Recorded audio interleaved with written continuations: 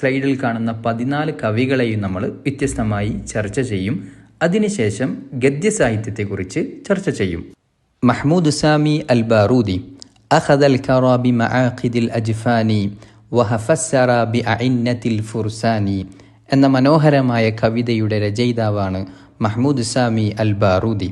1838 ഈജിപ്തിലെ കൈറോ പട്ടണത്തിൽ ജനിക്കുകയും 1904 തൻ്റെ 65-ാം വയസ്സിൽ വഫാത്താവുകയും ചെയ്ത ആധുനിക അറബി സാഹിത്യത്തിലെ പ്രസിദ്ധനായ കവിയാണ് മഹ്മൂദ് സാമി അൽ ബാറൂദി.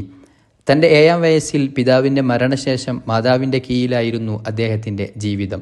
റാഇദു ശിഅറിൽ അറബി അൽ ഹദീസ്, ആധുനിക അറബി കവികളുടെ അതല്ലെങ്കിൽ കവിതയുടെ നേതാവായി അദ്ദേഹം പരിഗണിക്കപ്പെട്ടു.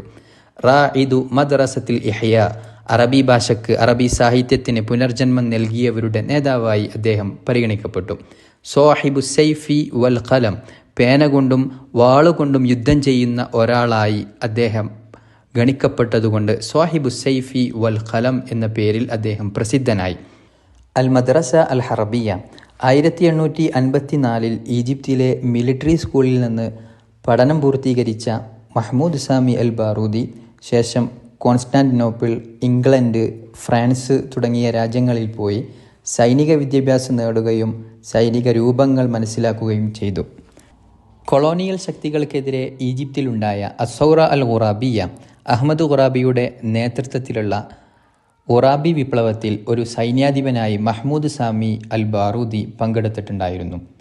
ശേഷം അദ്ദേഹത്തെ പിടിക്കപ്പെടുകയും സിലോണിലേക്ക് നാട് കടത്തുകയും ചെയ്തു. 17 വർഷം അദ്ദേഹം സിലോണിൽ താമസിച്ചു. ആ സമയത്ത് അദ്ദേഹം ഇംഗ്ലീഷ് ലാംഗ്വേജ് പഠിക്കുകയും 1900 അദ്ദേഹം വീണ്ടും ഈജിപ്തിലേക്ക് മടങ്ങി വരികയും ചെയ്തു. ശേഷമാണ് അറബി സാഹിത്യത്തിലും കവിതയിലുമായി അദ്ദേഹം വ്യാപൃതനായത്. ഇനി അദ്ദേഹത്തിൻ്റെ സാഹിത്യ രചനകൾ നമുക്ക് പരിചയപ്പെടാം. ഒന്നാമതായി ദീവാനുൽ ബാറൂദി. അദ്ദേഹത്തിൻ്റെ കവിതകളുടെ സമാഹാരമാണ് ദീവാനുൽ ബാറൂദി. 2 വാള്യങ്ങളിലായി മദ്ഹ്, ഗസല്, ഫഖ്ർ, ഹമാസത്ത്, സിയാസ, ഇജ്തിമാഇയ്യ തുടങ്ങിയ വിഷയങ്ങളിൽ ക്രോഡീകരിക്കപ്പെട്ട അദ്ദേഹത്തിൻ്റെ കവിതകളുടെ സമാഹാരമാണ് ദീവാനുൽ ബാറൂദി. രണ്ടാമതായി മുഖ്താറാത്തുൽ ബാറൂദി.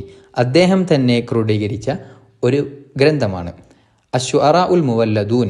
മുവല്ലദൂൻ കവികളിൽ നിന്നും തിരഞ്ഞെടുക്കപ്പെട്ട 30 കവികളുടെ കവിതകൾ 7 ബാബുകളിലായി ക്രോഡീകരിച്ച രചിക്കപ്പെട്ട ഗ്രന്ഥമാണ് മുഖ്താറാത്തുൽ ബാറൂദി. അദബ്, മദ്ഹ്, റിസാ, സിഫാത്ത്, നസബ്, ഹിജാ, സുഹ്ദ് എന്നിവയാണ് 7 ഭാഗങ്ങൾ. മൂന്നാമതായി കശ്ഫുൽ ഉമ്മ ഫി മദ്ഹി സയ്യിദിൽ ഉമ്മ.